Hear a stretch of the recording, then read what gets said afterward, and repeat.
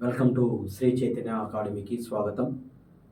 మనం ఈరోజు జరిగిన ఎగ్జామ్ను అడవులు అనే పాఠ్యాంశంను మనం ఎక్స్ప్లెనేషన్ మరియు పూర్తి వివరణ శ్రీ చైతన్య అకాడమీ వారు గ్రూప్ 2 యాస్పిరెంట్స్కు మరియు ఎస్ఐ కానిస్టేబుల్ వారికి ప్రత్యేకంగా ఈ చాప్టర్ పైన పూర్తి అవగాహనతో మీ ముందుకు నేను రావడం జరిగినది. ఓకే, శ్రీ చైతన్య అకాడమీ వారు తిరుపతిలో ఎస్ఐ కానిస్టేబుల్కు ప్రత్యేకంగా బ్యాచ్ను ప్రారంభిస్తున్నాము. అదేవిధంగా ప్రతిరోజు డైలీ టెస్ట్ జరుగుతుంది. మరియు ఈ టెస్ట్ను యూట్యూబ్ ద్వారా వీడియో క్లాసెస్ మీ అందరికీ అంటే ఎగ్జామ్ రాసి ఇంటికి వెళ్ళిన తర్వాత లేదా రూమ్కి వెళ్ళిన తర్వాత మీరు లైవ్ క్లాసెస్, రికార్డ్ అయిన క్లాసెస్ మీరు చూడడానికి అవకాశం ఉంటుంది. లైవ్ కూడా చూడొచ్చు ఇంటికి వెళ్ళేసి లేదా ఎక్కడికైనా వెళ్ళేసి. ఓకే, ప్రతిరోజు మనం ఎగ్జామ్స్ నిర్వహిస్తున్నాం. మరి ఈరోజు జరిగిన అడవులు అనే పాఠ్యాంశంను ఒకసారి మన పేపర్ ఎలా ఉందో చూద్దాం. Okay, be careful. గ్రూప్ 2 యాస్పిరెంట్స్కి యూజ్ అవుతుంది. మరీ చెప్తున్నాను, ఎస్ఐ కానిస్టేబుల్ వారికి ప్రత్యేకంగా మన సంస్థ నుంచి మీకు ఖచ్చితంగా మంచి ఫలితం రావడానికి అవకాశం ఉంటుంది. మరియు ఫిలిమ్స్ గ్యారంటీ పాస్ చేయించే బాధ్యత ఈ ఇన్స్టిట్యూట్ తీసుకుంటుంది. ప్లస్ రిక్వెస్ట్గా ఓకే, క్రింది ఫస్ట్ ప్రశ్నలు చూడండి అమ్మ. చాప్టర్ వచ్చేసి అడవులు అనే పాఠ్యాంశం అమ్మ. ఏంటి? అడవులు. మరియు ఇక్కడ చూడండి, ఫస్ట్ ప్రశ్న ఏది? క్రింది వాణిలో సరికాని అంశం అన్నాడు. అంటే సరికాని అంశం అంటే తప్పు ఏంటి అన్నాడు. సరికాని అంశం అంటే అది అర్థం. ఫస్ట్ ఏమన్నాడు? Forest FSI forest survey of India స్థాపన 1980. Option A. Option B 18 report ప్రకారం 8,27,356 చదరపు కిలోమీటర్లు. ఆప్షన్ సి 18వ రిపోర్ట్ ప్రకారం 24.62%. మరియు ఆప్షన్ డి దేశవ్యాప్తంగా 750 జిల్లాలను సర్వే చేయడం జరిగింది. క్రింది వానిలో సరికాని అంశాలు అన్నాడు. వాస్తవంగా అడవులు అనే చాప్టర్ను మనం డిస్కషన్ చేసేటప్పుడు అడవులు అంటే ఏంటి? ఒక ప్రాంతంలో దట్టంగా పెరిగిన వృక్షాలను అడవులు అంటారు. ఒక ప్రాంతంలో దట్టంగా పెరిగిన వృక్షాలను ఏమంటారండి? అడవులు అంటారు. మరి భారతదేశంలో మరియు ఆ దట్టమైన అరణ్యాల్లో జంతు సంపద ఉంటుంది, మరియు వృక్ష సంపద అంతా కలిసి ఉంటుంది. మరియు చెట్లు ఎవరికి ఆశ్రమిస్తాయి? జంతువులకు ఆశ్రమిస్తాయి. మరియు చెట్లు జంతువులు ఉండడం వల్ల పర్యావరణం అనేది ఇబ్బంది పడకుండా పర్యావరణం చాలా అనుకూలంగా ఉంటుంది ఒక ప్రదేశానికి. అదేవిధంగా 1952 స్వతంత్రం వచ్చిన తర్వాత 1952 ఫారెస్ట్ పాలసీ, 1952 అటవీ విధానం ప్రకారం 1952 అటవీ విధానం ప్రకారం భారతదేశంలో ఎంత శాతం అడవులు ఉండాలని చెప్పింది చట్టము? 33% అడవులు ఉండాలని చెప్పడం జరిగింది. ఎప్పుడు? 1952 ఫారెస్ట్ పాలసీ ప్రకారం 33% భారతదేశం అడవులు ఉండాలి, ప్రతి రాష్ట్రం 33% అడవులు రీచ్ కావాలని చెప్పేసి 1952 సంవత్సరం నిబంధన తీసుకొచ్చారు. కానీ ఆ రోజు నుంచి ఈ రోజుకి ఈ 33% రీచ్ కాలేకపోతున్నాయి కొన్ని రాష్ట్రాలు. ఎందుకు కాలేకపోతున్నాయని ప్రస్తావన తీసుకుంటే దేశంలో 1952లో చట్టం తీసుకొస్తే 2026 నాటికి ఈ 33% రీచ్ కాని రాష్ట్రాలు చాలా భారతదేశంలో కనపడుతున్నాయి. 28 రాష్ట్రాల్లో. ఎందుకు వీళ్ళు రీచ్ కాలేకపోతున్నారంటే జనరల్గా మనం అడవులు తగ్గడానికి ప్రధాన కారణాలు మనం ఊహిస్తే జనాభా ఎక్కువ పెరిగిపోతున్నారు. జనాభా ఎక్కువ పెరిగిపోవడం వల్ల నివాసాలు ఏర్పాటు చేసుకోవడానికి, ఆ జనాభా మళ్ళీ వ్యవసాయం చేసుకోవడానికి చెట్లు నరికేయడము, ప్లస్ ఎక్కడైతే ఫారెస్ట్ ఉంటుందో ఆ ప్రాంతంలో మేజర్గా వ్యవసాయ భూములుగా మార్చేయడము, నివాసాలు ఏర్పాటు చేసుకోవడము, ప్లస్ అదేవిధంగా గిరిజన ప్రాంతాలలో గమనిస్తే వాళ్ళు చెట్లు నరికేసి వ్యవసాయ భూమిగా మార్చుకుంటారు. దాన్ని మీరు ఆంధ్రప్రదేశ్లో పోడు వ్యవసాయం అంటారు, దాన్ని జనరల్గా విస్థాపన వ్యవసాయం అంటారు, దానికి మరికి పేరు స్థల మార్పిడి వ్యవసాయము. అది దాని ప్రకారము. ప్లస్ ఖనిజాల త్రవ్వకాలు, ఎక్కువగా మినరల్స్ ఫారెస్ట్ పరిసర ప్రాంతాలలో త్రవ్వకాలు ఎక్కువ చేస్తున్నారు. కాబట్టి అలా ఫారెస్ట్ పరిసర ప్రాంతాలలో ఖనిజాల త్రవ్వకాల వలన, జనాభా పెరుగుదల వలన, స్థల మార్పిడి లేదా విస్థాపన వ్యవసాయం వలన భారతదేశంలో 1952 నుంచి 2026 నాటికి అడవులు పెంచుకోలేకపోవడానికి ప్రధాన కారణాలు అని చెప్పేసి మనం తెలుసుకోవాలా. అదేవిధంగా ఈ ప్రశ్న చదివేటప్పుడు ఇంకా మనం ఏం తెలుసుకోవాలా? భారతదేశంలో 47,000 రకాల వృక్ష జాతులు ఉన్నవి. 47,000 రకాల వృక్ష జాతులు. మరియు ఈ 47,000 రకాల వృక్ష జాతులు ఉన్నాయని ఎవరు చెప్తారు? బొటానికల్ సర్వే ఆఫ్ ఇండియా చెప్తారు. ఈ బొటానికల్ సర్వే ఆఫ్ ఇండియా ఎక్కడ ఉంది? కలకత్తా కేంద్రంగా ఏర్పాటు చేసుకునేది బొటానికల్ సర్వే ఆఫ్ ఇండియా. మొక్కలను సర్వే చేసే సంస్థ. ఆ సంస్థ దేశంలో 47,000 రకాల వృక్ష జాతులు ఉన్నవిని చెప్పడం జరిగింది. అంటే జనరల్గా వెదురు చెట్టు ఎన్ని చెట్లున్నా దాని జాతి ఒకటే. అలా 47,000 రకాల వృక్ష జాతులు ఉన్నవి అని చెప్పడం జరిగింది. మరియు 91,000 జంతు జాతులు ఉన్నాయని చెప్పడం జరిగింది. జంతు జాతులు భారతదేశంలో 91,000 జంతు జాతులు ఉన్నాయని చెప్పేసి, మరియు zoological survey of India Calcutta కేంద్రంగా ఏర్పాటు చేసుకున్న ఈ సంస్థ భారతదేశంలో 91,000 జంతు జాతులు ఉన్నాయని చెప్పడం జరిగింది. అదేవిధంగా మరియు దీంతో పాటు భారతదేశంలో 47,000 రకాల వృక్ష జాతులు, 91,000 జంతు జాతులు ఉన్నాయని చెప్పడం జరిగింది. తర్వాత భారతదేశంలో 1980 సంవత్సరంలో ఏం జరిగిందంటే ఒక సంస్థను ఏర్పాటు చేశారు. ఆ సంస్థ పేరేంటి? Forest survey of India. Forest survey of India. ఈ ఫారెస్ట్ సర్వే ఆఫ్ ఇండియా 1980 సంవత్సరం ఏర్పాటు చేస్తే ఆ సంస్థ దేశంలో ఫారెస్ట్ సర్వే చేసే సంస్థ. ఈ ఫారెస్ట్ సర్వే చేసే సంస్థ 1980లో ఏర్పాటు చేస్తే ఇది ఎప్పటి నుంచి సర్వే చేసింది తెలుసా? 1987 సంవత్సరం నుంచి సర్వే స్టార్ట్ చేసింది. ఎవరు? ఈ ఫారెస్ట్ సర్వే ఆఫ్ ఇండియా. ఈ 1987 నుంచి forest survey of India survey చేస్తూ ప్రతి 2 సంవత్సరాలకు ఒకసారి భారతదేశంలో అడవులను సర్వే చేస్తుంది. ఏ సంస్థ? Forest survey of India. ఎప్పుడు ఏర్పాటు చేశారు? 1980 సంవత్సరం ఏర్పాటు చేశారు. ఎప్పుడు అది సర్వే చేయడం స్టార్ట్ చేసింది? 1987లో సర్వే చేసింది. ఎన్ని సంవత్సరాల ఒకసారి సర్వే ఇస్తుంది? ప్రతి 2 సంవత్సరాలకు ఒకసారి సర్వే ఇస్తుంది. సర్వే చేసిన తర్వాత ఈ ఫారెస్ట్ సర్వే ఆఫ్ ఇండియా ఒక సంస్థకి ఇస్తుంది. మీరు రిలీజ్ చేయండి డేటాను, మేము సర్వే చేసినామని చెప్పేసి ఇండియన్ స్టేట్ ఫారెస్ట్ రిపోర్ట్ వారు నివేదికిస్తారు ప్రభుత్వానికి. రిపోర్ట్ ఇచ్చేది, సర్వే చేసేది ఒకరు, రిపోర్ట్ ఇచ్చేది ఒకరు. ఆ సర్వే చేసిన సంస్థ ఈ ఇండియన్ స్టేట్ ఫారెస్ట్ రిపోర్ట్ వారికి నివేదిక ఇవ్వడం జరుగుతుంది. ఆ రిపోర్ట్ వారు రిలీజ్ చేస్తారు. అలా ప్రతి 2 సంవత్సరాలకు ఒకసారి రిలీజ్ చేస్తారు. ఈ ఇండియన్ స్టేట్ ఫారెస్ట్ రిపోర్ట్ వారు ఈ 2022 డిసెంబర్లో 18 రిపోర్ట్ ఇచ్చారు. ఎన్ని రిపోర్టు? 18 రిపోర్ట్.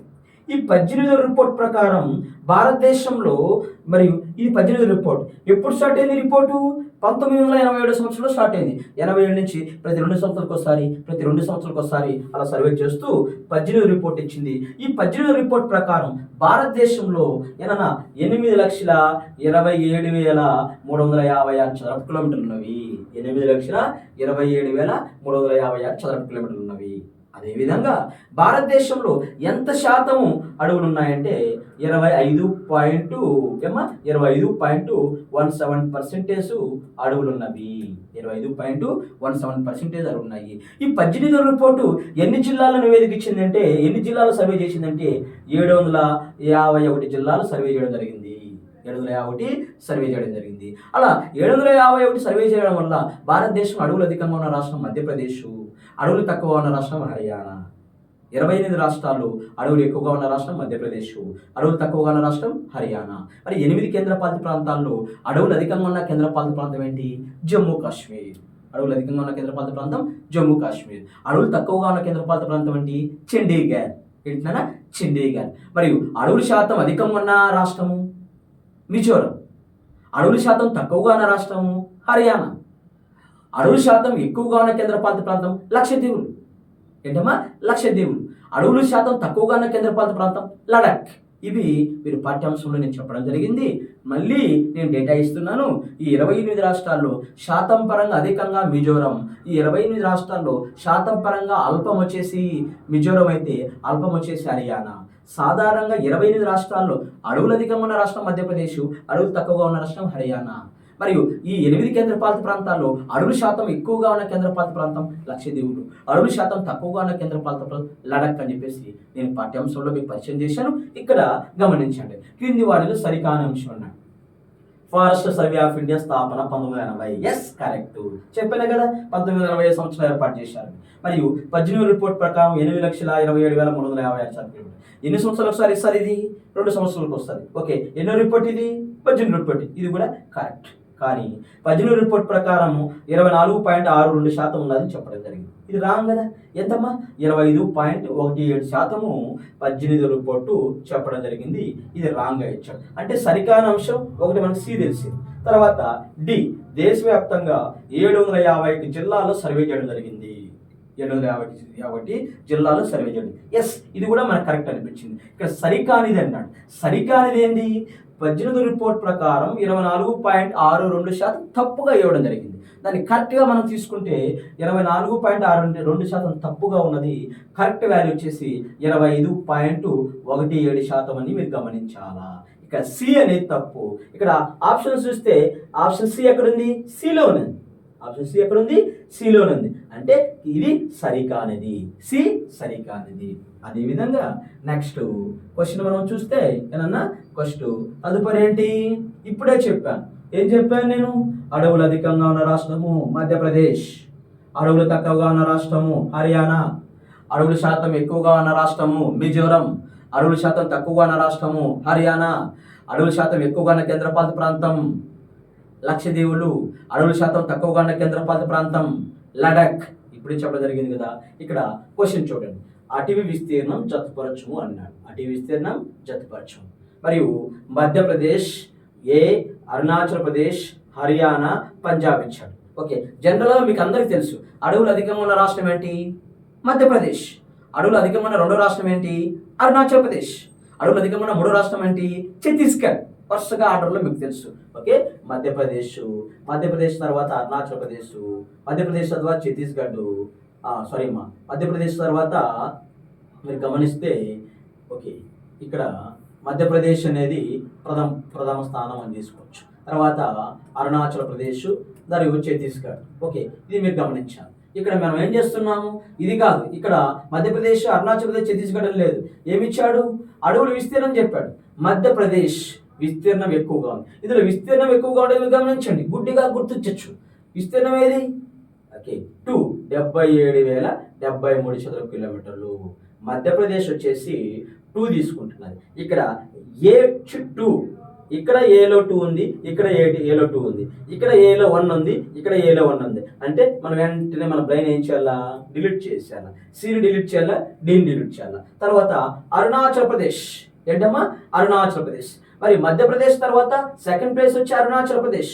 అరుణాచల్ ప్రదేశ్ తర్వాత అంటే ఇక్కడ వాల్యూ ఉంది కదా, బి వచ్చి 1, ఇక్కడ B1 ఉంది, ఇక్కడ B1 ఉంది, ఇక్కడ A2 ఉంది, ఇక్కడ A2 ఉంది. కానీ గుర్తించలేకపోతున్నాం. తర్వాత హర్యానా. మరి అడవులు తక్కువగా ఉన్న రాష్ట్రం హర్యానా కదా. మరి హర్యానా తక్కువగా ఉందంటే ఇందులో వాల్యూ తక్కువగా ఉండేది ఏది? 1614, 1866, 1614. అంటే హర్యానా అడవులు తక్కువగా ఉన్న రాష్ట్రం 1614 చదరపు కిలోమీటర్లు. అంటే సి వచ్చేసి 4. ఓకే, 4 వచ్చేసింది. ఇక్కడ C3 వచ్చింది కదా, రాంగ్. తర్వాత డి సెకండ్ ప్లేస్ కాబట్టి 1846 చదరపు కిలోమీటర్లు. ఓకే, ఫస్ట్ ప్లేస్ వచ్చేసి అడవులు తక్కువగా ఉన్న రాష్ట్రం హర్యానా, అడవులు తక్కువగా ఉన్న రాష్ట్రం రెండో రాష్ట్రం పంజాబ్, అడవులు తక్కువగా ఉన్న మూడో రాష్ట్రం గోవా. ఏంటి? గోవా. ఏంటి? ఏ విషయంలో నేను మాట్లాడుతున్నాము? అడవుల విషయంలో మాట్లాడుతున్నాం. అడవులు తక్కువగా ఉన్న రాష్ట్రం మీకు అందరికీ తెలుసు హర్యానా. అడవులు తక్కువగా ఉన్న రెండో రాష్ట్రం పంజాబ్, అడవులు తక్కువగా ఉన్న మూడో రాష్ట్రం గోవా అని మీకు తెలుసు. హర్యానా తర్వాత సెకండ్ వచ్చేసి పంజాబ్ వచ్చి 1846 చదరపు కిలోమీటర్లు, హర్యానా వచ్చి 1614 చదరపు కిలోమీటర్లు. ఎస్, ఇక్కడ ఆప్షన్ ఏం తీసుకుందాము? బి తీసుకుందాము. గమనించండి, చెప్పడం జరిగింది. అడవులు ఎక్కువగా ఉన్న రాష్ట్రం, అడవులు తక్కువగా ఉన్న రాష్ట్రం, అడవులు ఎక్కువగా ఉన్న కేంద్రపాలిత ప్రాంతం, అడవులు తక్కువగా ఉన్న కేంద్రపాలిత ప్రాంతం, అడవుల శాతం ఎక్కువగా ఉన్న రాష్ట్రం, అడవుల శాతం తక్కువగా ఉన్న రాష్ట్రం, అడవుల శాతం ఎక్కువగా ఉన్న కేంద్రపాలిత ప్రాంతం, అడవుల శాతం తక్కువగా ఉన్న కేంద్రపాలిత ప్రాంతం. ఆల్రెడీ చెప్పడం జరిగింది. మళ్ళీ చెప్తున్నాను. అడవులు ఎక్కువగా ఉన్న రాష్ట్రం మధ్యప్రదేశ్, అడవులు తక్కువగా ఉన్న రాష్ట్రం హర్యానా, అడవులు ఎక్కువగా ఉన్న కేంద్రపాలిత ప్రాంతం జమ్మూ కాశ్మీర్, అడవులు తక్కువగా ఉన్న కేంద్రపాలిత ప్రాంతం చండీగఢ్. ఇవి సాధారణమైన బిట్స్.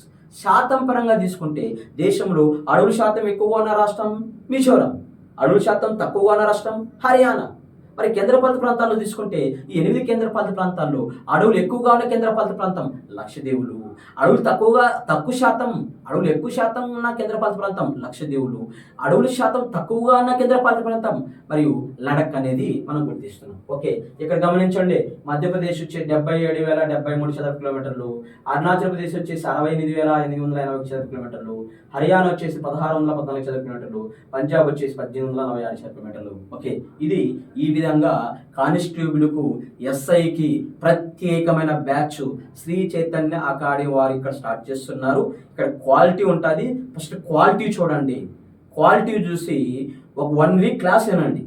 మీకు నచ్చితేనే ఇన్స్టిట్యూట్లో జాయిన్ కండి. మరీ చెప్తున్నాను, లేక 5 సంవత్సరాల తర్వాత నోటిఫికేషన్ వస్తున్నది. మీరు నిర్ణయం అనేది చాలా మంచి నిర్ణయం తీసుకోవాలా. మీ జీవితం ఇది తొలి మెట్టు, చివరి మెట్టు. లైఫ్ చాలా విలువైనది. మీరు జాగ్రత్తగా కోచింగ్ సెంటర్ని ఎంపిక చేసుకొని ఎక్కడైనా కానీ మీరు విని మీ ప్రిపరేషన్ను ముందుకెళ్ళండి అని చెప్పేసి మరీ చెప్తున్నాను. ఓకే, ఇక్కడ దరిదాపులు క్వాలిటీగా ప్రతిరోజు ఎగ్జామ్ పెట్టేసి ఆ పేపర్ని ఎక్స్ప్లెనేషన్ చేసి సాయంకాలం 6 నుంచి 9 వరకు స్టడీ అవర్స్ కూడా నిర్వహిస్తున్నాము. తిరుపతిలో బాలాజీ కాలనీ ఆదిత్య టవర్స్ ఆపోజిట్న.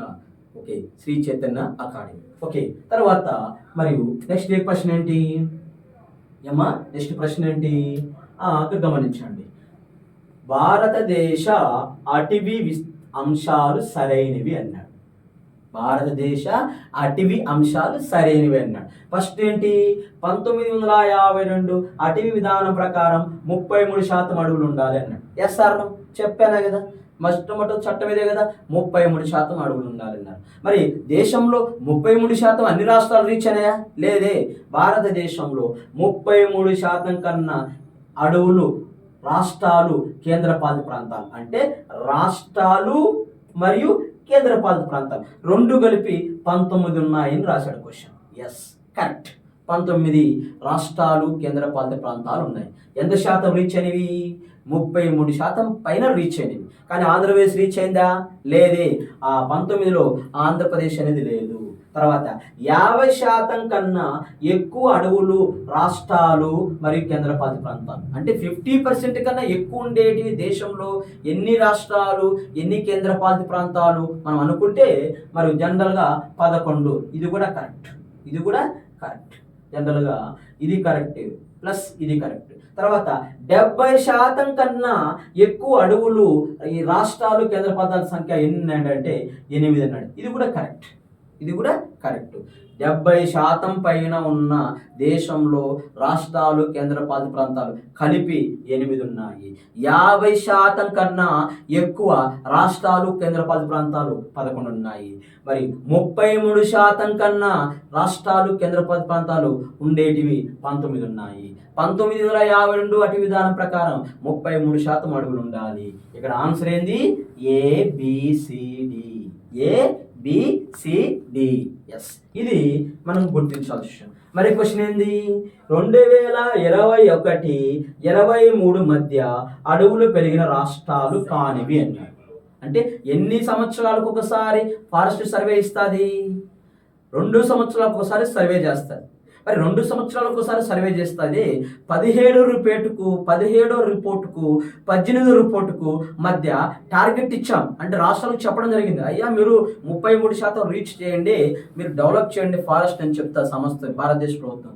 కానీ ఈ 2 సర్వేల మధ్య, అంటే 17వ సర్వేకు 18వ సర్వేకు మధ్య భారతదేశంలో అడవులు పెంచుకున్న రాష్ట్రాలు అని మనకు తెలియాలి. మరి భారతదేశంలో అడవులు పెంచుకున్న రాష్ట్రాలు 17వ రిపోర్టుకు 18వ రిపోర్టుకు మీరు గమనిస్తే ఏం గమనిస్తారంటే, ఇక్కడ ఛత్తీస్గఢ్ పెంచుకునిందినా, ఆ పైన యూపీ పెంచుకునిందమ్మా, ఆ యూపీ కింద ఒడిశా పెంచుకునిందమ్మా. ఈ 3 రాష్ట్రాలు పెంచుకున్నాయినా. ఏ రిపోర్టుకు 17వ రిపోర్టుకు 18వ రిపోర్టుకు మధ్య దేశంలో 3 రాష్ట్రాలు మిగతా రాష్ట్రాలతో పోలిస్తే అడవులు పెంచుకున్నాయి.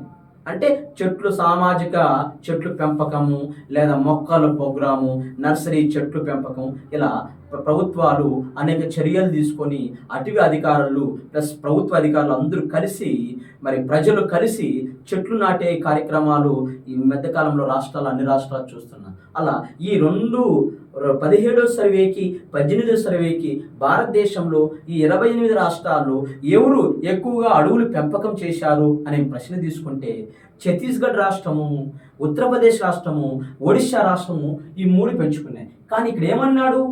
పెరిగిన రాష్ట్రాలు కానివి అన్నాడు. పెరిగిన రాష్ట్రాలు కానివి, ఆ జాబితాలో లేనివి అన్నాడు. మనకు తెలిసిపోయింది ఛత్తీస్గఢ్, ఉత్తరప్రదేశ్, ఒడిశా. కానీ ఇక్కడ ఛత్తీస్గఢ్ ఉంది, కానీ కేరళ ఏమైనా ఉందా? లేదు, అంటే రాదు.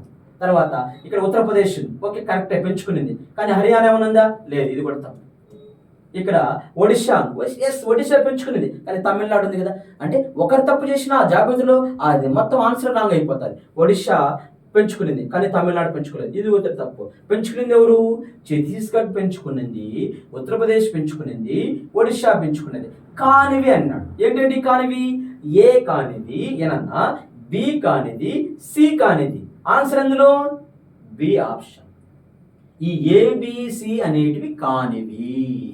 అంటే ఒక్క రాష్ట్రం ఉంది పెంచుకునింది, దాని పక్కన కేరళ ఉంది, అది పెంచుకోలేదే, అంటే తప్పే, మొత్తం మీద తప్పేంది ఏకీభవించాలి. ఓకే, ఇది ఈ విధంగా ప్రశ్నలు ఉంటాయి. అంత ఈజీగా జాబ్ను సాధించాలంటే చాలా కష్టం. అసలు కానిస్టేబుల్, ఎస్ఐ ఫిలిమ్స్ను క్వాలిఫై చేయాలంటే చాలా కష్టంతో కూడుకుని పని. చాలామంది బహుశా దరిదాపు 2011 నుంచి టీచింగ్ చేస్తూనే ఉన్నాను. చాలామంది పిల్లలను చూశాను. చాలా జాగ్రత్తగా చదవాలా. ఏదో ఆన్లైన్ క్లాసులు చూసేసి చదివేస్తే అంతంత మాత్రం ఉంటుంది. ఆఫ్లైన్ క్లాస్ వినండి, దయచేసి చెప్తున్నాను.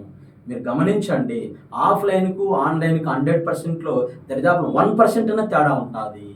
ఆఫ్లైన్ ప్రిపరేషన్ చేసేవారికి, ఆన్లైన్ ప్రిపరేషన్ చేసేవారికి 1% అయినా తేడా ఉంటుంది. ఆ 1% ఒక మార్కుతోనే ఉద్యోగం వచ్చింది. ఇది గమనించండి. 99% రీచ్ కావచ్చు స్టడీ హాల్లో కూర్చొని, లేదా ఆన్లైన్ క్లాసెస్ తీసుకొని. కానీ ఇక్కడ ఒకటే గుర్తుపెట్టుకోండి, ఆన్లైన్ ప్రిపరేషన్ చేసే వారికి, ఆఫ్లైన్ ప్రిపరేషన్ చేసే 1% అయినా తేడా ఉంటుంది. ఇది నేను దరిదాపులు ఇన్ని సంవత్సరాల నుంచి నా ఎక్స్పీరియన్స్ చెప్తున్నది మీకు. ఆ 1% చాలు మీకు కోచింగ్కి రావడం వల్ల. ఆ 1% ప్లస్ అయితే ఖచ్చితంగా జాబ్ వస్తుంది. మీరు గమనించండి, చాలామంది ఒక్క మార్క్తో జాబులు పోయిన వాళ్ళు, ఇంతమంది ఓల్డ్ పీపుల్స్ చాలామంది ఉన్నారు, అంటే స్టూడెంట్స్. కానీ ఆ ఒక్క మార్క్ మనకు కావాలి. ఓకే, చదివినా కూడా మళ్ళీ ఒకసారి రివిజన్ అవుతుంది కోచింగ్కి రావడం వల్ల. ఓకే, ఇది మనకు సరి కానివి అన్నాడు. అంటే వీళ్ళ మధ్య పెంచుకోలేదు, ఈ 2 సంవత్సరాలు పెంచుకోలేదు, వీళ్ళందరూ పెంచుకోలేదు. కేరళ పెంచుకోలేదు, హర్యానా పెంచుకోలేదు, తమిళనాడు పెంచుకోలేదు. కానీ ఛత్తీస్గఢ్ పెంచుకునింది, ఉత్తరప్రదేశ్ పెంచుకునింది, ఒడిశా పెంచుకుంది. కానీ వాళ్ళ మధ్య పక్కన వాళ్ళు ఉన్నారే, వాళ్ళు తప్పే, వాళ్ళు పెంచుకోలేదే, అందువల్ల వాడి వల్ల ఆ ఆన్సర్ వాళ్ళని తీసేసినాం. కాబట్టి కానివి అన్నాడు. ఏ కానిది, బి కానిది, సి కానిది. కరెక్ట్ ఎందులో అయింది? ఛత్తీస్గఢ్, ఉత్తరప్రదేశ్, ఒడిశా. ఓకే, ఇది ప్రశ్న. తర్వాత 5వ ప్రశ్న గమనించండి అన్న. 5వ ప్రశ్న గమనించండి. ఏం గమనించాం? 5వ ప్రశ్న, కార్బన్ స్టాకు అధికంగా ఉన్న రాష్ట్రాలు. కార్బన్ స్టాకు అధికంగా ఉన్న రాష్ట్రాలు. దీని అర్థం ఏంటి? కార్బన్ డైఆక్సైడ్ను, CO2ను ఎక్కువగా స్వీకరించి ఎవరు స్వీకరించాలా? చెట్లు స్వీకరించాలా. చెట్లు ఎక్కువగా ఉన్నాయంటే కార్బన్ స్టాక్ చేసుకుంటాయి.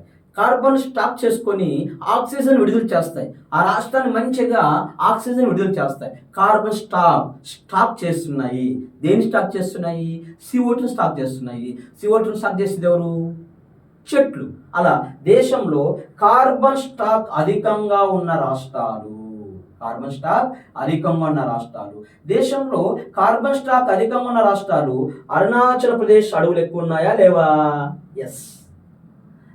మధ్యప్రదేశ్ అడవులు ఎక్కువ ఉన్నాయా లేదా? ఎస్. ఛత్తీస్గఢ్ ఎక్కువగా ఉన్నాయా లేదా? ఎస్. మహారాష్ట్ర. ఓకే, మరియు ఏబిసి ఈ 3 రాష్ట్రాలు కార్బన్ స్టాక్ రాష్ట్రాలు. కార్బన్ స్టాక్ రాష్ట్రాలు. మరి జనరల్గా ఊహించండి, అడవులు ఎక్కువగా ఉన్నాయంటే ఆటోమేటిక్గా CO2ను స్టాక్ చేసి పెడతాయి లేదా చెట్లు. అలా దేశంలో అరుణాచల్ ప్రదేశ్, మధ్యప్రదేశ్, ఛత్తీస్గఢ్ అనేటివి ఎక్కువగా ఫారెస్ట్ ఉన్నాయి. ఇట్లా జాగ్రత్తగా తీసుకోవచ్చు. ఇవి ఏబిసి కరెక్ట్. కరెక్ట్. మరి ఇవి మనం గమనించండి. గుడ్డిగా చెప్పచ్చు, అడవులు ఎక్కువగా ఉంటే ఆటోమేటిక్గా స్టాక్ చేస్తాయి. తర్వాత 6వ ప్రశ్న. ఏంటి 6వ ప్రశ్న? చూడండి, 6వ ప్రశ్న, క్రింది వానిలో సరైన అంశం అన్నాడు. క్రింది వానిలో సరైన అంశం. అడవుల శాతం అల్పం. అడవుల శాతం అల్పం తప్పు కదా నాన్న. అడవుల శాతం అల్పమేది హర్యానా, కానీ ఏమిచ్చాడు మిజోరం ఇచ్చాడు, అంటే ఏ తప్పు. తర్వాత అడవుల శాతం అధికం అన్నాడు. మళ్ళీ చూడండి, అడవుల శాతం అధికం అన్నాడు, అది అధికం మిజోరం కదా, ఇదేమిచ్చాడు హర్యానా ఇచ్చాడు, ఇది కూడా తప్పు. తర్వాత అడవుల శాతం అధికంగా ఉన్న కేంద్రపాలిత ప్రాంతం అన్నాడు. అడవుల శాతం అధికంగా ఉన్న కేంద్రపాలిత ప్రాంతం, ఇది కూడా రాంగ్ కదా. ఏం చెప్పాను నేను, లక్షద్వీపులు కదా చెప్పింది. అడవుల శాతం అధికంగా ఉన్న కేంద్రపాలిత ప్రాంతం లక్షద్వీపులు. ఓకే, ఏ తప్పు, బి తప్పు, సి తప్పు. తర్వాత డికి వస్తాం. ఏమొస్తాము, డికి వస్తాం. డి చూద్దాం. ఏంటి డి, అడవుల శాతం అల్పం కేంద్రపాలిత ప్రాంతం. అడవుల శాతం అల్పం కేంద్రపాలిత ప్రాంతం అన్నాడు. ఓకే, అడవుల శాతం అల్పం కేంద్రపాలిత ప్రాంతం ఏంటి చెప్పాను కదా ఇప్పుడే, లడక్. లడఖ్లో 1.35% మాత్రమే ఉన్నాయి. కరెక్టే కదా, అల్పం అన్నాడు. అల్పం అంటే తక్కువ. మరియు క్రింది వానిలో ఏంటన్నా ఏమన్నాడు క్వశ్చన్ ఎడా, సరైనవన్నాడా సరికానివన్నాడా, సరైన అంశం అన్నాడు. మరి సరైన అంశం ఇది ఒక్కటే కదా, మీరు గమనించండి, ఇది ఒకటే కదా. ఏది కరెక్టు? ఓకే, ఇక్కడ కరెక్ట్ అడవులు అల్పం కేంద్రపాలిత ప్రాంతం లడక్, ఇది ఒక్కటి మాత్రం కరెక్టు. డి మాత్రమే కరెక్టు. డి ఎక్కడ ఉంది, డిలోను. డి ఎక్కడ ఉంది, డిలోను. మీరు గమనించండి, అక్కడ ఏ తప్పు, బి తప్పు, సి తప్పుగా గమనించాలి. తర్వాత చెట్ల విషయం జతపరచము అన్నాడు. ఏమన్నా జతపరచము. మహాగని, సాలు, వెదురు, తాటి అనేటివి ఏ ఫారెస్ట్లో ఉంటాయి అన్నాడు. ఫస్ట్, దేశంలో అడవులు ఎన్ని రకాలు? 5 రకాలు. దేనిని ఆధారంగా విభజన చేశాను? నేలలను ఆధారంగా, వర్షపాతం ఆధారంగా, ఏమన్నా నేలలను ఆధారంగా, వర్షపాతం ఆధారంగా, వాతావరణం ఆధారంగా అడవులు 5 రకాలు. 1 సతత హరిత అరణ్యాలు, 2 ఆకురాల్చు అరణ్యాలు, 3 ఎడారి అరణ్యాలు, ఎడారి అరణ్యాలు లేదా చిట్టి అరణ్యాలు అనొచ్చు, 4 పర్వతీయ అరణ్యాలు, 5 మడడవులు. భారతదేశంలో అడవులు ఎన్ని రకాలు చెప్పాను నేను? 5 రకాలు చెప్పడం జరిగింది. ఏమేమి చెప్పాను? 1 ఎవర్గ్రీన్ ఫారెస్ట్, సతత హరిత అరణ్యాలు. 2 ఆకురాల్చు అరణ్యాలు, ఏంటన్నా ఆకురాల్చు అరణ్యాలు.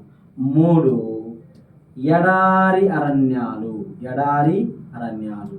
4 పర్వతీయ అరణ్యాలు, ఏమన్నా పర్వతీయ అరణ్యాలు. 5 మడ అరణ్యాలు, మడ అరణ్యాలు. ఇవన్నీ ఉన్నాయి. దేశంలో 5 రకాల అడవులు ఉన్నాయి. దేనిని ఆధారంగా విభజన చేశాము? వర్షపాతం ఆధారంగా, నేలల ఆధారంగా, మరి వాతావరణం ఆధారంగా దేశంలో 5 రకాల అడవులు ఉంటే భారతదేశంలో అడవులు ఎక్కువగా ఉన్నవి ఏంటివి? ఆకురాల్చు అరణ్యాలు. విలువైన అరణ్యాలు ఏంటివి? ఆకురాల్చు అరణ్యాలు. ఎల్లప్పుడూ పచ్చగా ఉండే అరణ్యాలు ఏంటివి? సతతారిత అరణ్యాలు. పొట్టి వృక్షాలు ఏంటివి? ఎడారి అరణ్యాలు. ఎత్తు ప్రాంతంలో ఉండేటివి పర్వతీయ అరణ్యాలు. హిమాలయాల్లో ఉండేటివి పర్వతీయ అరణ్యాలు. సముద్ర తీర ప్రాంతంలో ఉండేటివి మరడవులు. ఉప్పు నీటిలు పెరిగేటివి మరడవులు. దేశానికి సముద్ర తీరం ఉంది కదా, 9 రాష్ట్రాల్లో సముద్ర తీరం కాబట్టి ఈ తీర పరిసర ప్రాంతాలలో మాంగ్రూవ్స్ ఫారెస్ట్ సంబంధించిన అడవులు మరడవులు విస్తరించి ఉంటాయని చెప్పేసి ఇవి చెప్పడం జరిగింది. ఈ అడవులు మీరు పూర్తిగా నేర్చుకొని ఆ అడవుల్లో ఉండే మరి కల్పనగా నేర్చుకుంటే ఈ బిట్టుని మీరు చేసుకోవడానికి అవకాశం ఉంది. ఇప్పుడు సతత హరిత అరణ్యాలు ఉన్నాయి. సతత హరిత అరణ్యాలు 200 సెంటీమీటర్ల నుంచి 300 సెంటీమీటర్ల వర్షపాత ప్రాంతాల్లో విస్తరించి ఉంటాయి. దేశంలో పశ్చిమ కనుమలు కనపడతాయి, అండమాన్ నికోబార్ దీవులు కనపడతాయి, ఈశాన్య రాష్ట్రాలు కనపడుతున్నాయి. ఇక్కడ కలప, ebony, mahogany, rosewood, iron wood, cinchona, rubber, ఫేము, తెస్తారు, బాగాపోయా అనేటి సంపద ఉందని చెప్పేసి మీకు పాఠ్యాంశంలో నేను ప్రిపరేషన్ చేసి చెప్పడం జరిగింది. మీకు ఆల్రెడీ నేను నోట్బుక్ ఇచ్చాను. ఓకే, ఆకురాల్చు అరణ్యాలు అంటాం. 100 నుంచి 200 సెంటీమీటర్ల వర్షపాత ప్రాంతాలు ఉంటాయి. ఇవి దీపకల్ప పెట్టుభూములు అధికంగా విస్తరించి ఉంటాయి. దేశంలో విశాలమైన అరణ్యాలు, విలువైన అరణ్యాలు, సాల్, టేకు, వెదురు, గుగ్గిలం, కైరు, ఇలా సంపద మీరు తీసుకోవచ్చు. తర్వాత ఎడారి అరణ్యాలు, అల్ప వర్షపాతం ప్రాంతాల్లో ఎడారి అరణ్యాలు విస్తరించి ఉంటాయి. ఈ పొట్టి వృక్షాలు, గిడిసబారిన వృక్షాలు, వీటి వేర్లు భూమిలో లోపలికి వెళ్ళడం జరుగుతుంది. ఎందుకు? నీటి శాతం తీసుకోవడానికి. ఇలా ఎంత దూరం ఇలా వెళ్ళినా కూడా ఈ తేమ శాతం ఉండదు. ఎడారిలో పెరిగే మొక్క నీటి లోపలికి వెళ్ళడం జరుగుతుంది. ఇక్కడ కాండంలో నీటి నిల్వ చేసుకుంటాయని చెప్పేసి మీరు ప్రీవియస్ చదివి ఉంటారు. కేక్టస్ అనే మొక్క ఎడారిలో ఉంటుంది. కాండం నీటిని ఈ నీటిని నిల్వ చేసుకుంటాయని చెప్పేసి. ఎస్, అలా ఎక్కడైతే భారతదేశంలో అల్ప వర్షపాతం నమోదవుతుందో అక్కడ ఎడారి అరణ్యాలు విస్తరించుంటాయి. అల్ప వర్షపాతం మీకు అందరికీ తెలుసు, రాజస్థాన్లో ఇక్కడ కలప, నాగజముడు, బ్రహ్మజముడు, తుమ్మ చెట్లు, అకేషియా అలాంటి చెట్లు మీరు అక్కడ గమనించుంటారు. తర్వాత పర్వతీయ అరణ్యాలు మీరు అందరికి తెలిసిన పర్వతీయ అరణ్యాలు ఎత్తు ప్రాంతాల్లో విస్తరించుంటాయని చెప్తున్నాం. ఎత్తు ప్రాంతాలు భారతదేశంలో హిమాలయాలే కదా. హిమాలయాలు ఎక్కడి నుంచి ఎక్కడి వరకు ఉన్నాయి? జమ్మూ కాశ్మీర్ నుంచి అరుణాచల్ ప్రదేశ్ వరకు ఉన్నాయి. ఇలా జమ్మూ కాశ్మీర్ నుంచి అరుణాచల్ ప్రదేశ్ వరకు ఈ హిమాలయాలు ఉండడం వల్ల ఎత్తు ప్రాంతంలో ఉన్న అరణ్యాలని పర్వతీయ అరణ్యాలు అంటారు. ఇక్కడ కలప మేజర్గా మెత్తని కలప ఉంటుంది, ఆకులు చాలా ఎడల్పుగా ఉంటాయి. కలప వచ్చేసి చాలా వెయిట్లెస్గా ఉంటుంది. ఇక్కడ సిల్వర్ ఫర్ దేవదార, చెస్ట్నట్టు, వాల్నట్టు, సంపెంగ, ఓకు, తమల, ఆల్ఫైన్ మొక్కలు ఉంటాయని చెప్పేసి ఈ క్లాస్లో చెప్పడం జరిగింది. తర్వాత మరడవులు, సముద్ర తీర ప్రాంతంలో పెరిగే అరణ్యాలను మరడవులు అంటారు. పోటుపాటులు గురైన ప్రాంతంలో ఉన్న అరణ్యాలను మరడవులు అంటారు. వేర్ల ద్వారా శ్వాస తీసుకునేటివి మరడవులు లేదా మాంగ్రూవ్స్ ఫారెస్టు. ఉప్పు నీటిలో పెరిగేటివి మరడవులు. ఇలా ఇవి దేశంలో తీర ప్రాంతాల్లో ఉన్నాయి. మన దేశంలో ఎక్కువగా వెస్ట్ బెంగాల్లో సుందర్బన్స్ ప్రాంతంలో మరడవులు ఎక్కువగా ఉన్నాయి. ఆ మరడవుల్లో సుందర చెట్టు ఎక్కువగా ఉండడం వల్ల సుందర్బన్స్ ప్రాంతం అని చెప్పడం జరిగింది. ఎస్, అలా దేశంలో మడవులు ఎక్కువగా ఎక్కడ ఉన్నాయంటే వెస్ట్ బెంగాల్ ఉన్నాయి. సుందరి, మడ, తెల్లమడ, పొన్న, ఉపపన్న, బొడ్డుపన్న, తెల్లపన్న ఇలాంటి ట్రీస్ నేను క్లాసులో చెప్పడం జరిగింది. ఓకే, ఇలాంటి క్లాస్ మీరు వినాలంటే ఖచ్చితంగా మాకు మన ఇన్స్టిట్యూట్ ఒకసారి సందర్శించండి. ఓకే, ఇది చెప్పడం జరిగింది. ఇక్కడ ఏమన్నాడు? మహాగని అన్నాడు. ఏమన్నా? మహాగని. ఇప్పుడే చెప్పాను, మహాగని ఏ అరణ్యాలు ఉంటుంది? సతతారిత అరణ్యాలు ఉంటుంది. సాల్ చెట్లు ఎక్కడుంటాయి? ఆర్ధ ఆకురాల్చ అరణ్యాల్లో ఉంటాయి. వెదురు ఎక్కడుంటుంది? ఏనన్నా? ఎదురు. ఈ వెదురు వచ్చేసి అనార్ధ ఆకురాల్చ అరణ్యాల్లో ఉంటాయి. తాటి చెట్లు, నాగజముడు, బ్రహ్మజముడు, తుమ్మ చెట్లు చిట్టి అరణ్యాల్లో ఉంటాయని చెప్పడం జరిగింది. ఇక్కడ మీరు గమనించారు.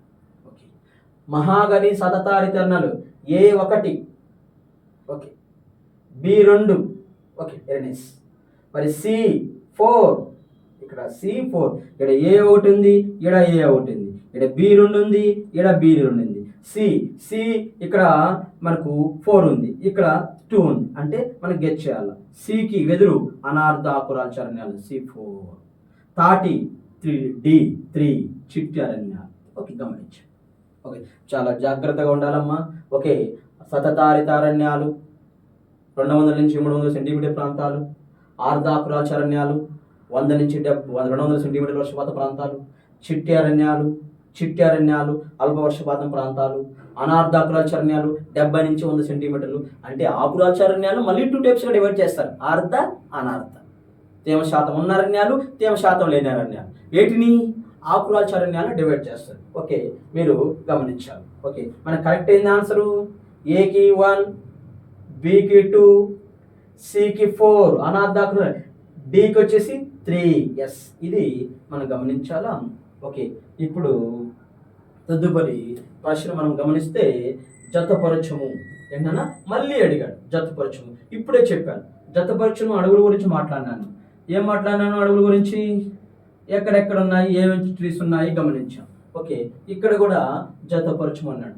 మడ అరణ్యాలు, పర్వతీయ అరణ్యాలు, చిట్టి అరణ్యాలు, సతతారిత అరణ్యాల్లో ఉండే ట్రీ చెట్లు అంటున్నాడు. ఈ మడ అరణ్యాల్లో ఏమన్నా?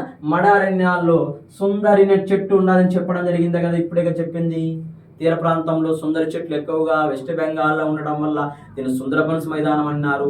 భారతదేశంలో మడవులు ఎక్కువగా ఉన్న రాష్ట్రం సుందరబన్స్ అని చెప్పడం జరిగింది కదా. ఎస్, సుందరి. పర్వతీయ అరణ్యాల్లో ఇప్పుడే చెప్పాను, విల్లో దేవదార, ఫైను, చెస్ట్నట్టు, వాల్నట్టు, సంపెంగ, ఓకు, తమల అనే ట్రీస్ ఉంటాయి. ఎక్కడ? పర్వతీయ అరణ్యాలు. ఇక్కడ పర్వతీయ అరణ్యాలు విల్లో అని చెప్పాడు. మీకు అందరికి తెలుసు విల్లో గురించి ఏం చెప్పాను నేను? కాశ్మీర్ లోయలో ఉండే ఒక చెట్టు ఇది. ఈ విల్లో చెట్టు ద్వారా హాకీ స్టిక్స్, క్రికెట్ బ్యాట్స్ తయారు చేస్తారు. ఇది కాశ్మీర్లోనే దొరుకును. ఆ చెట్టు పేరు లిల్లో. కాశ్మీర్ అంటే పర్వతాలా కాదా? పర్వతీయ అరణ్యాలు అంటే హిమాలయాలా కదా? ఎస్. అలా చిట్టి అరణ్యాలు వచ్చేసి బాబుల్ చెట్లు. ఏంటమ్మా? బాబుల్ చెట్లు చిట్టి అరణ్యాలు ఉంటాయి. చిట్టి అరణ్యాలు అల్ప వర్షపాతం ప్రాంతాలు ఉంటాయని ఇప్పుడే చెప్పాను. బాబుల్, అకేషియా, నాగజముడు, బ్రహ్మజముడు, తుమ్మ చెట్లు, తాటి చెట్లు అనేటివి చిట్టి అరణ్యాల్లో మీరు గమనిస్తారు క్లాస్లో. ఓకే, సతతారిత అరణ్యాలు, ఇది కూడా కరెక్ట్. రోజువుడ్. సతతారిత అరణ్యాలు ఏముంటాయి? Mahogany, rosewood, iron wood, cinchona, rubber, తెస్సార్, బాగాపోయా ఆల్రెడీ ఇప్పుడే డిస్కషన్ చేశాను, మళ్ళీ ఎందుకు. ఓకే, ఇక్కడ ఏకి 1, బికి 2, సికి 3, డికి 4. ఇక్కడ కామన్గా చూడండి, ఏకి 1, బికి 2, ఇక్కడ ఏకి 1, బికి 2, సికి 3, డికి 3. అలా మ్యాచింగ్ చేసేసాడు.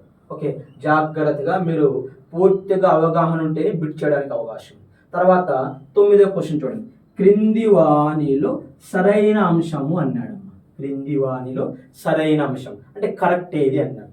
సైలెంట్ వ్యాలీ ఉద్యమం ఉత్తరాఖండ్లో ప్రారంభమైంది. సైలెంట్ వ్యాలీ ఉద్యమం ఉత్తరాఖండ్ కాదు నాన్న, సైలెంట్ వ్యాలీ, నిశ్శబ్ద లోయ. సైలెంట్ వ్యాలీ పార్క్ ఎక్కడుంది? కేరళలో.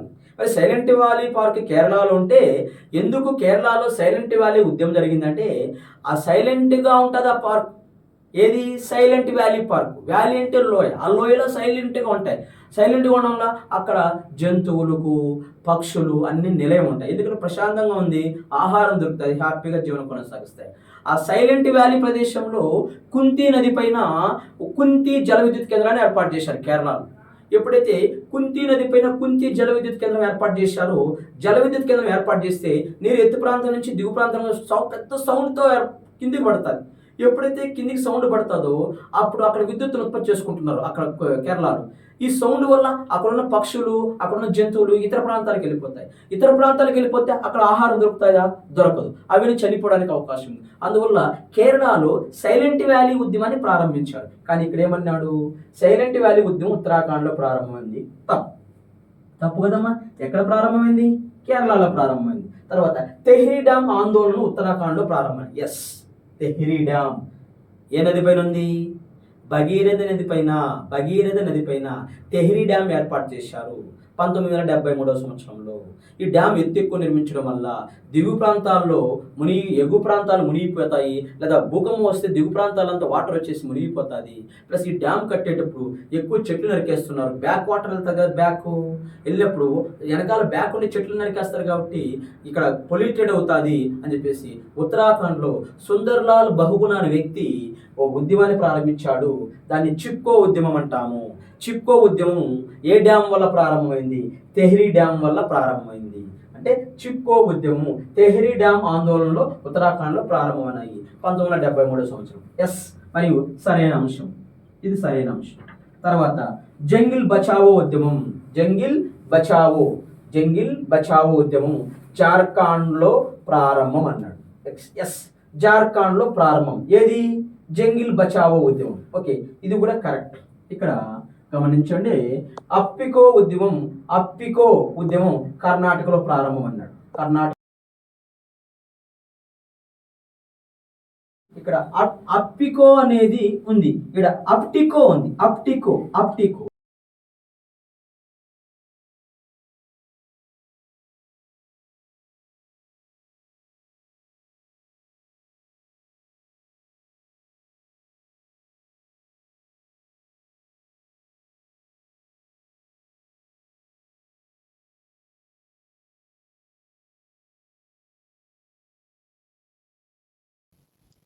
ఓకేమ్మా. మరియు అక్కడ ఆ క్వశ్చన్ మీరు సవరణ చేసుకోవాలా. తర్వాత జతపరచము అన్నాడు. ఏంటన్నా? జతపరచము. ఓకే, జతపరచము